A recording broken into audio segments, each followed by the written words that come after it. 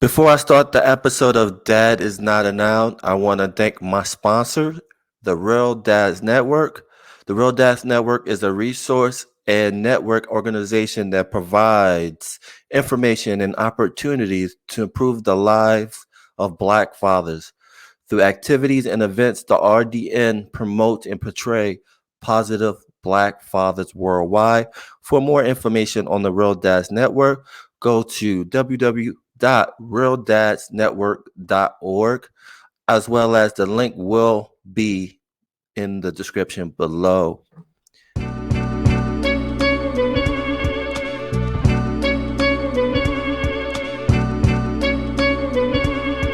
So for you, yeah, yo. There whenever it matters, and even more when you feel like it doesn't. Protect you so you never feel like you wasn't. Know I'm right alongside you. Either that or I'm behind you, but always got you. End the discussion, nothing means more. First one to offer is shoulders for what you reach for. Thought I saw the eyes of the world until I seen yours.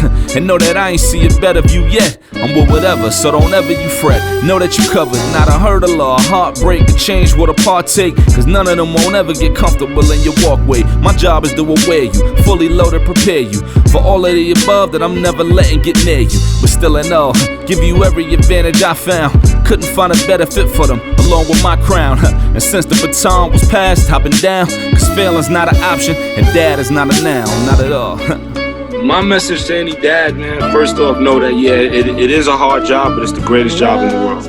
I wouldn't trade it for anything. I wouldn't change anything about it. Everything you're doing from here on out, if it didn't have purpose before, now it has purpose. It's the most important thing you'll ever do. Just be a dad. Hey, what's going on, everybody? My name is Ishmael from Dad is Not a Noun. I hope everyone's doing well. Happy Tuesday.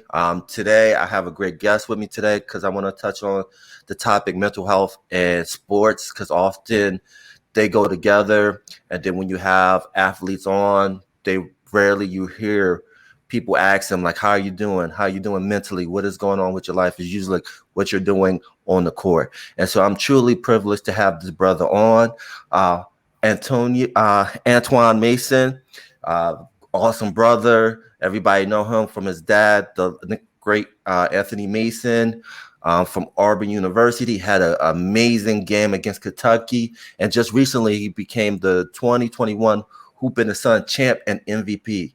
Congratulations on that champ, man, on that chip. Thank you. I appreciate it. You know your dad was watching you from heaven, man. Yeah, definitely. I feel his presence throughout my journey in basketball, throughout just life, just sitting. Sometimes I just think about him, think of what he'll say to me at that moment. So he's definitely with me. And I know your mom was there. How was that feeling having your mom there? It was great because she wasn't able to be at my games all throughout the pandemic. So that was a challenge. She's usually at as many games as possible since I started playing basketball. She'll come to the games.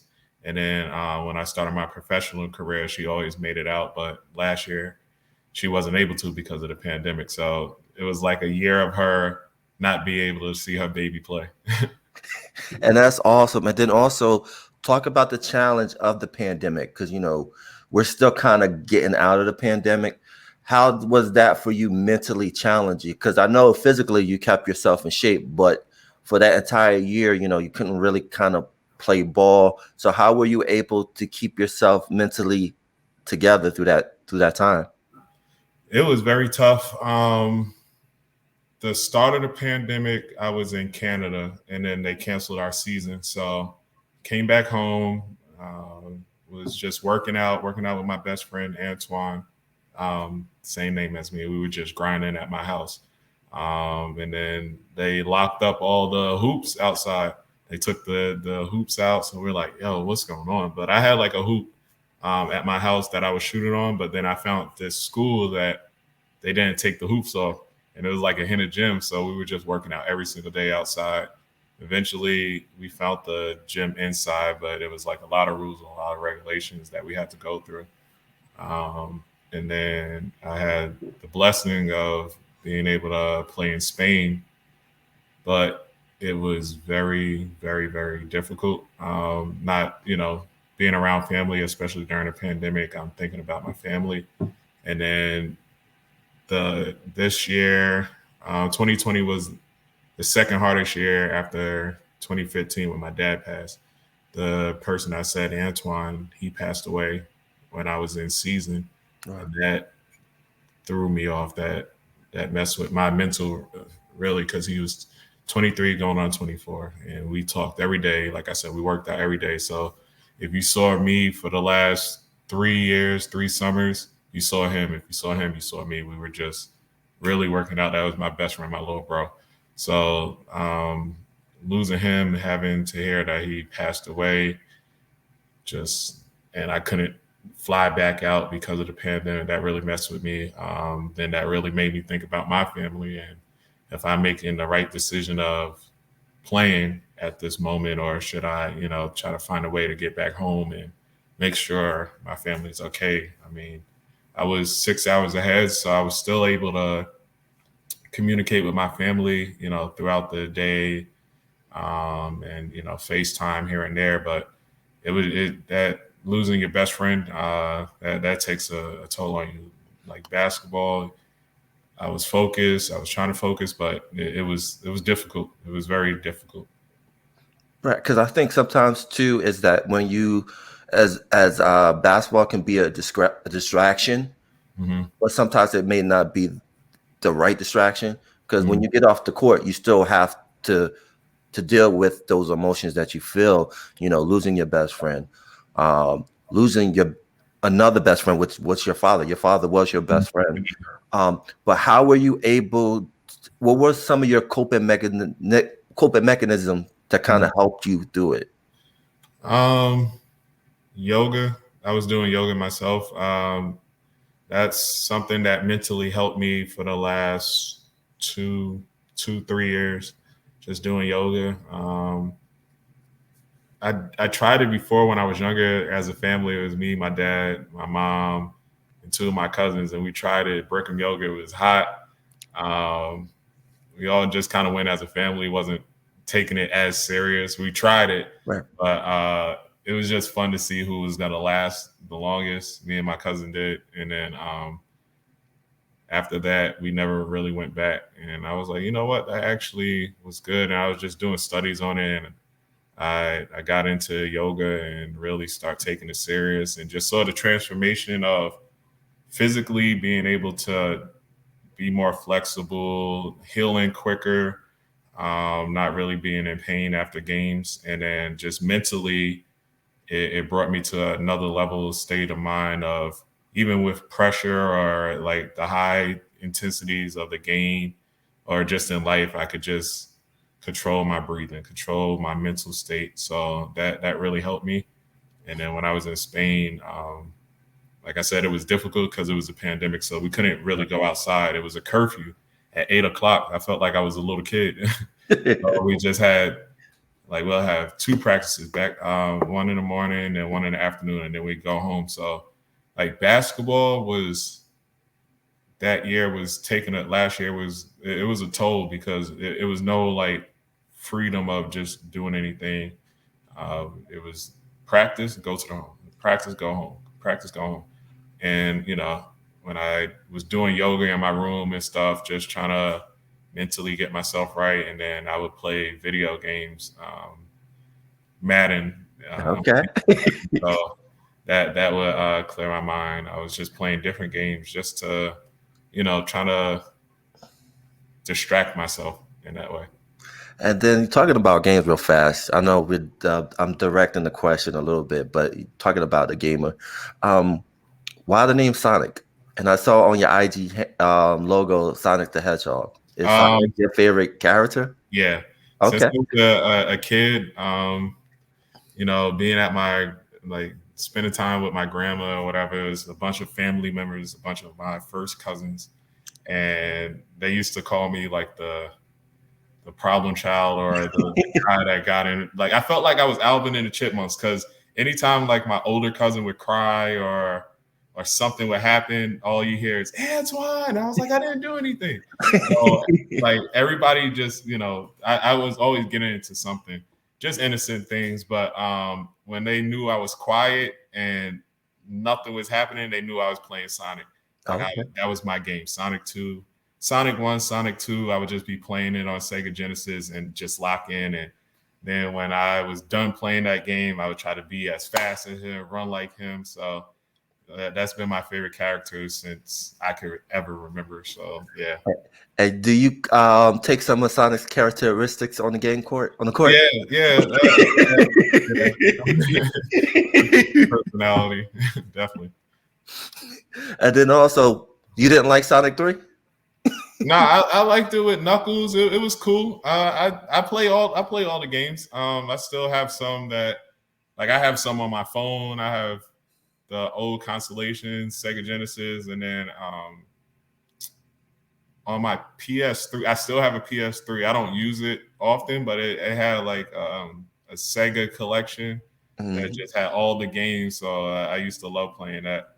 Yeah, that was actually my favorite Sonic was Sonic CD for the Sega CD because the beginning of it, like it felt like a movie, like the intro of it. Oh yeah, that was like the best intro ever. I know it was.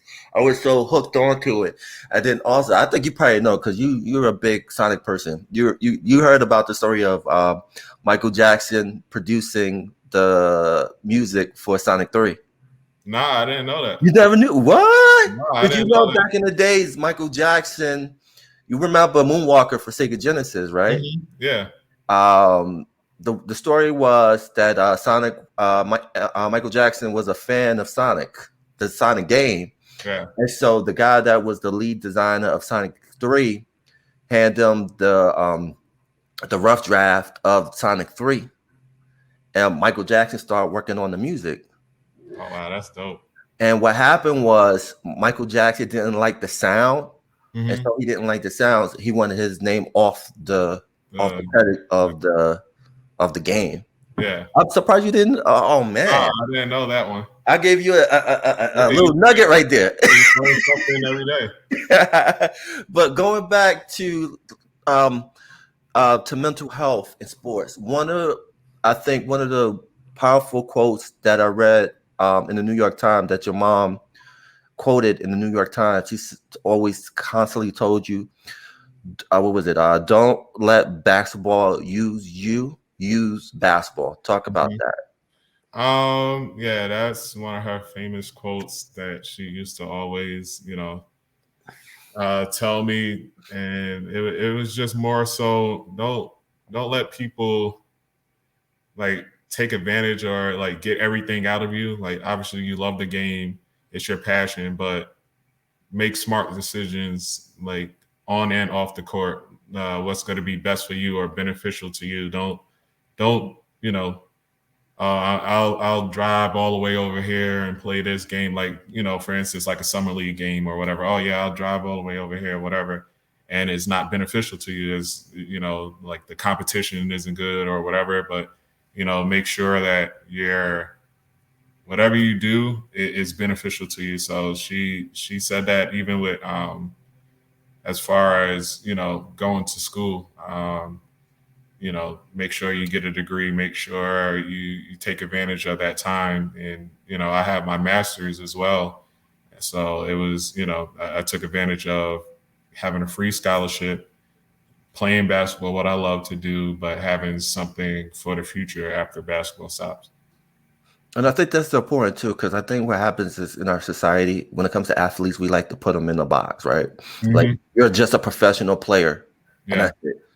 And so through this conversation, I want people to know that you're more than basketball. You got your master's. Like, what are the other things that let's say you're comfortable? Like, all right, I'm not gonna worry about if I make it to the league or not. Like, what are some of the things you kind of have planned out for yourself if the NBA doesn't work out? So my undergrad was in finance. My master's is in adult education, but I only got my master's in adult education because once I transferred from Niagara to Auburn, it was rules that wouldn't allow me to continue on my master's in financial degree, so my MBA. But I'm planning on going back for that. But I've always been good with numbers. Always like stocks, even like since high school, I was always into stocks. It's actually a funny story that I hold my parents to. I told them they held me from being myself a millionaire because my senior year I was taking an economics class, and it was you had to a fake $100,000, and you had to invest in stocks or whatever, at least 3 stocks, and see how it does throughout this year. And I went to New Rochelle High School, and we it's a blessing, fortunate. We get things quicker, or like they test out things for the testing, like teaching system, before like it's expanded throughout the United States. So we had like one of the first smart boards, and I'm looking and I'm like, oh, this is going to be really good. So I'm like, all right, this is going to actually go all over the United States. I need to invest in that. Right. And I guess this is why financial, my degree and everything. I don't like to spend money. I like making money. So I love saving and all that. So I had like a savings, like I never spent money. I always saved. So I had over like $5,000 to like $10,000 just saved. And I was gonna put $5,000 into Smartboard, but at that time I was too young to invest. Right. So I'm telling my parents, please, can y'all open up an account for me? And I just use my own money, not your money. I just want to use my own money, blah, blah, blah. And they was like, okay. But they kept stalling. I'm like, please, can y'all just do it? And at that time, it opened up at like 10 cents, 25 cents, whatever. I would have did that. I think right now it's at like either $40 or whatever. I would be a millionaire. So I always blame them for like, I keep saying that to my mom, and she was like, why don't you blame my dad? I said I would if like he hears me, like I still, I held them against it, but I always been, into like looking at, all right, what's going to benefit the world, or what's going to be the next trend, or just doing my research on, things like that, or like what do I use every day? The simple things like that. So I'm into like stocks. I know that became popular over the whole pandemic. A lot of people start using stocks. Right. So I kind of want to go back to I want to go back to school to really understand the whole stocks and how it works. I don't want to like I understand it a little bit, but I really want to know like where it's not like, oh, one day I'm up, and then next why is it going down? So I kind of want to just really stick to that after basketball and like the financial world of, just making money and helping people make money. And I think that's awesome that you're doing that too, because it's important to, just let people, our age or younger, you can have a nice jump shot, you can have a handle, but, it's cool to learn about stocks too. It's cool to learn how to invest your money wisely, not when you make $1 million, but when you get allowance, when your parents give you allowance, learn that at an early age. And so what you're doing, I think would be to teach kids on that would be enormous, man, to be honest with you, because I think kids need that information. And my dad used to always say, it's not how much you make, it's how much you could like save and how much you hold. So the same with my mom, she always said that too, like, you can make a lot, but are you gonna save it? So I don't know. I just never like to spend my own money. I always, or anybody's money. I don't like owning. I like having my own, and if I want to spend it, then I spend it. If I don't, then I just let it pile up until I want to do something with it. So that's always been me. My dad and my mom. My mom used to, I need to learn from you how to save money. You're really good. And my dad would look like, yeah, you never spend. I was like, I know. I think about it like, do I really like? I would go to a store and be like, do I really want this? Like, all right, in a couple of weeks, am I gonna be like, yeah, I'm satisfied? And then if I'm like, nah, that's me. Because I watched a video the other day where there was a dad. I think he's a musician. I think his name is T. Rel, and he went to Walmart and he's like, "I'm gonna buy my son these $8 Spider-Man sneakers. He loves Spider-Man. He don't know nothing about Michael Jordan. I'm not buying him no $200 Jordan. Yeah. But when I show him these Spider-Man, he's gonna love it because he knows Spider-Man."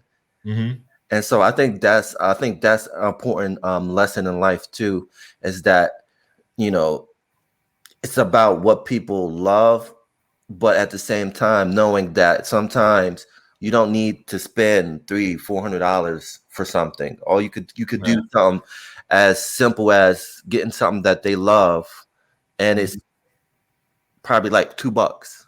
Yeah, I have friends that have kids, and some of them go all out with like fashion designer clothes and everything like that. And then the next week, the baby's growing, so then that was just a waste of money.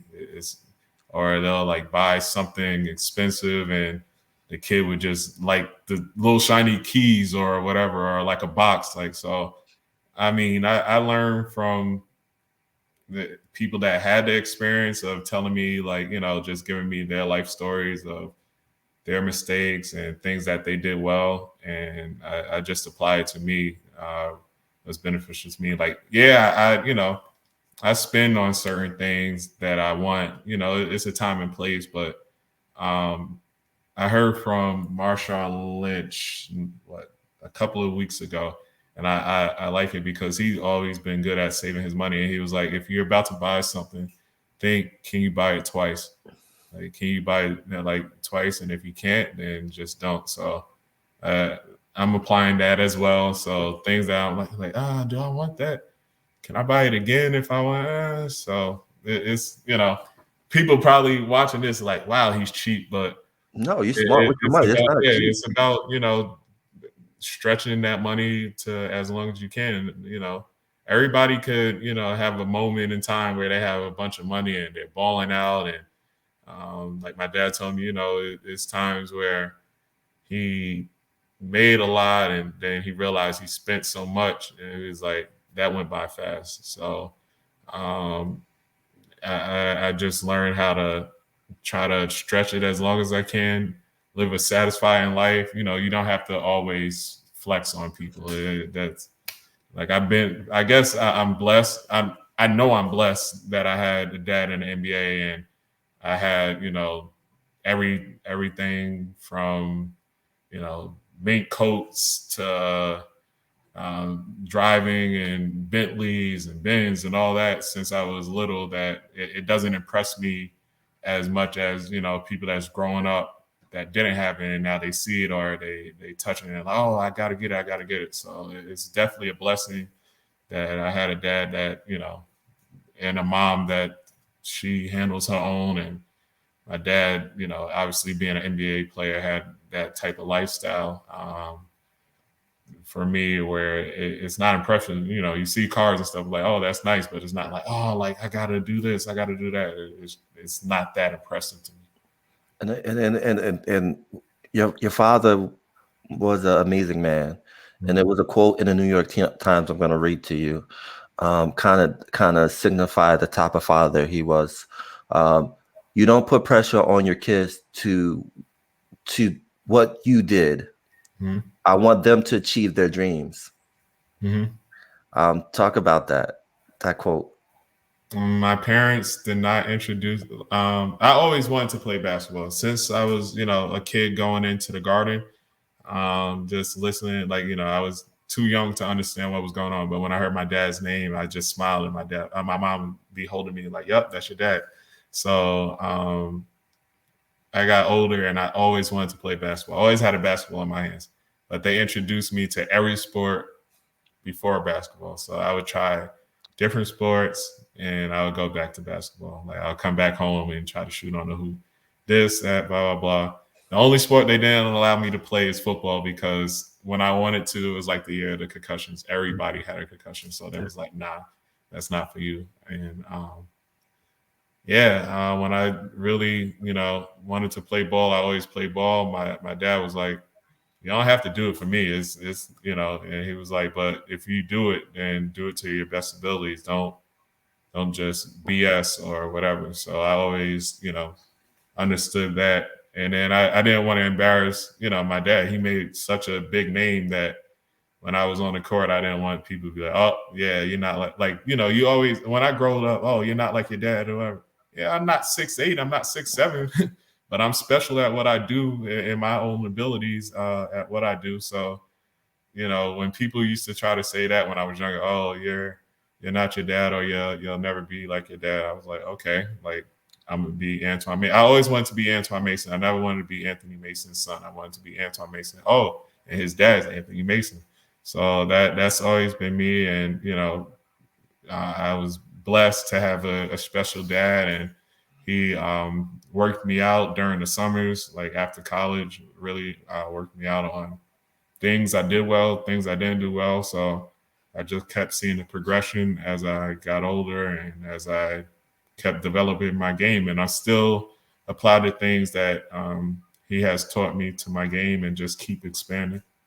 And I think that installment came to you in that Kentucky game when he was in the hospital. Mm-hmm. Talk about that. So before choosing Auburn, I was thinking of schools, and it was a lot of schools that was going to end up playing Kentucky that season.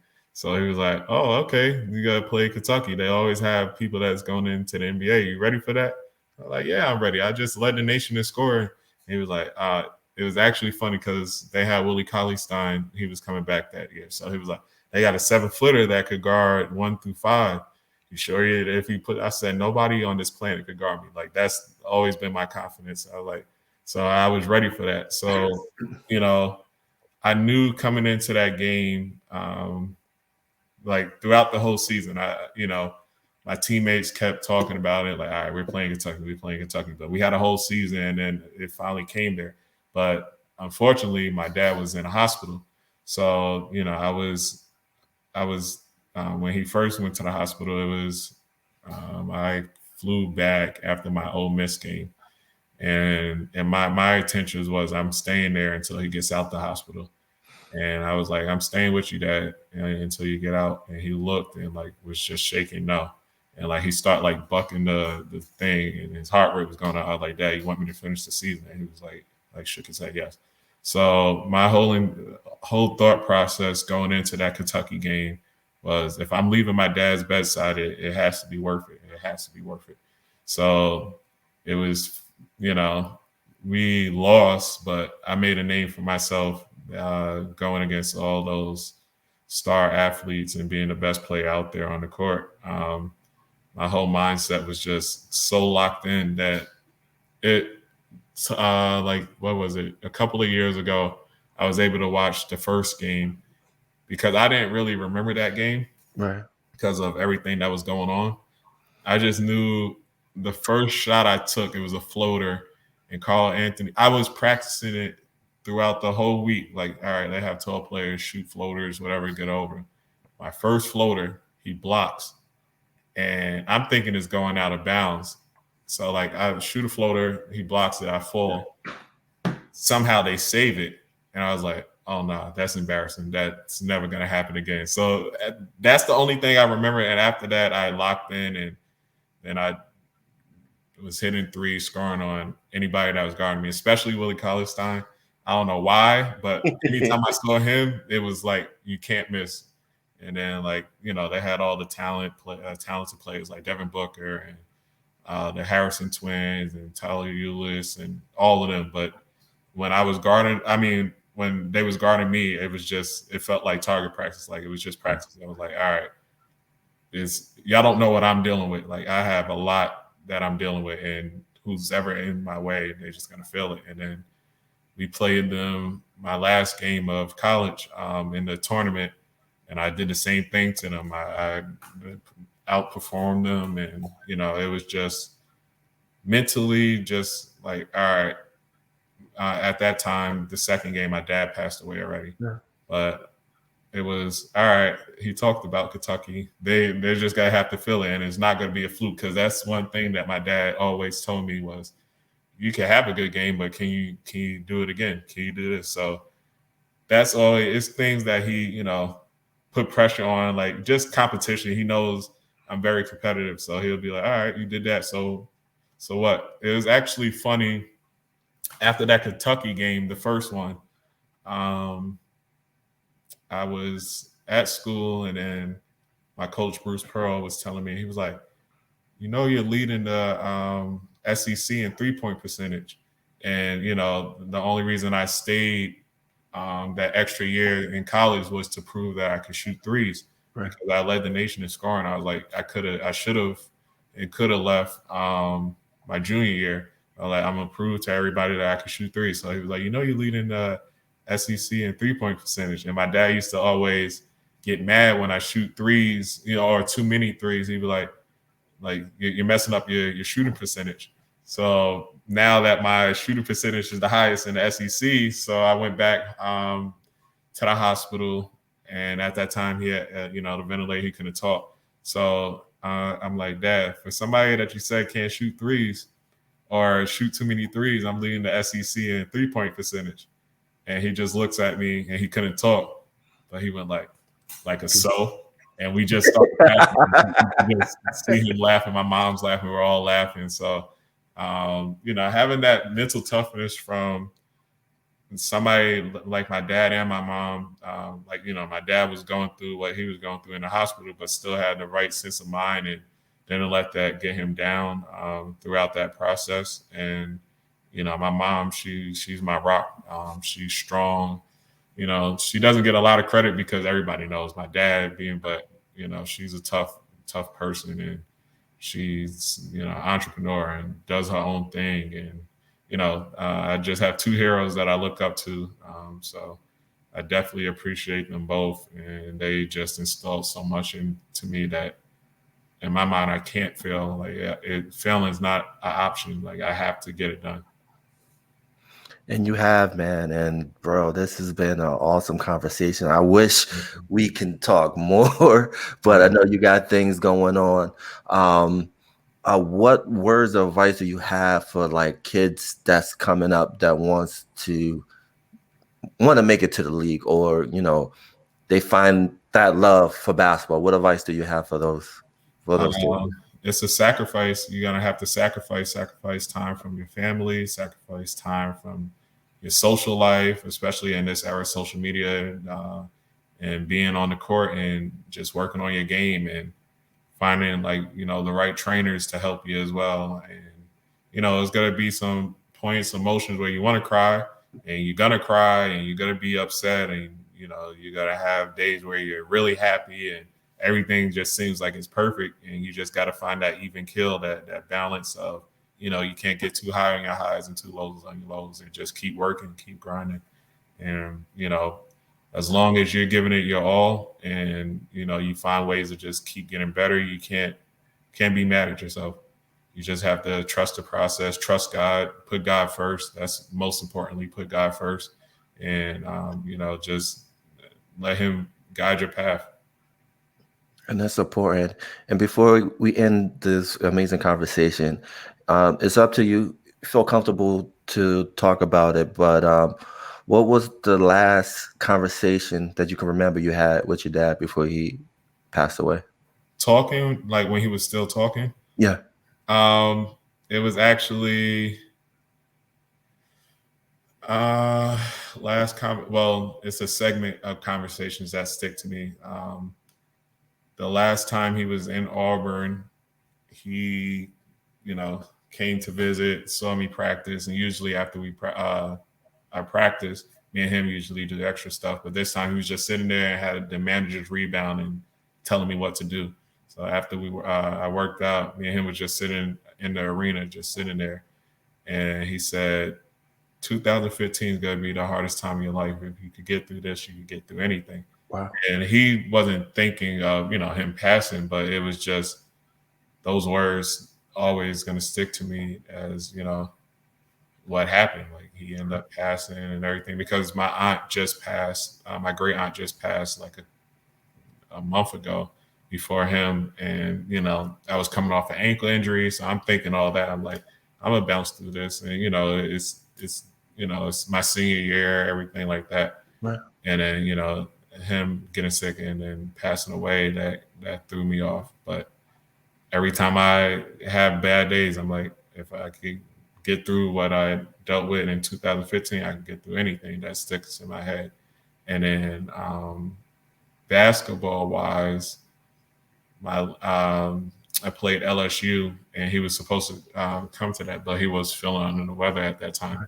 So that was actually the game. Everybody talk about the Kentucky game. He's scoring 29 and then playing in 23, whatever. But the LSU game was like probably my most complete game. I did like everything. I think I had 24, 20 something, like 8 rebounds, 6 steals, like a whole bunch of stuff, like 4 assists or something. And my dad, we always talk, like if he was at the game at halftime, we talked about things I was doing right, things I was doing wrong. And then we just work on that. And then after the game, we would also discuss that. So at halftime, he always would send texts to me like what to do or whatever. And then my mom would send like encouraging texts. So, I read his message. And then after the game, he always gives me the negatives first and then finish it off with the positive. So he calls me, or I call him, and he was like, dang, I can't say nothing bad. I can't say nothing bad. Like this, you played a complete game. I can't say anything wrong. So that was like the last conversation I had with him about basketball. He could not say anything wrong. So he thought about, you did miss a free throw or something, right? But yeah, he was like, you did everything. You did it. You had a complete game. Like you played from the beginning to the end. There was no dead spots. And, for that to be our last basketball conversation, that's special to me. And yeah, it's, I have so many memories of him that just stays in my head, and I just keep replaying them. And, but those are the last 2 real conversations that we had, and that was special. And thank you for sharing that. I appreciate you for sharing that. That definitely means a lot. Thank you for spending time with me. Thank you for just opening, your vulnerability, because I know as Black men, it's hard for us to be vulnerable. We exist in this machismo kind of existence. Yeah. So I thank you for your time, brother. Thank you. Where can people find you? Social media? Social media is Antoine_Mason 14 on IG and Twitter. Facebook is Antoine Mason. Yeah, that's those I'm trying to think of. Do I have anything else? But yeah, those are my social medias. And coming soon, his stock show.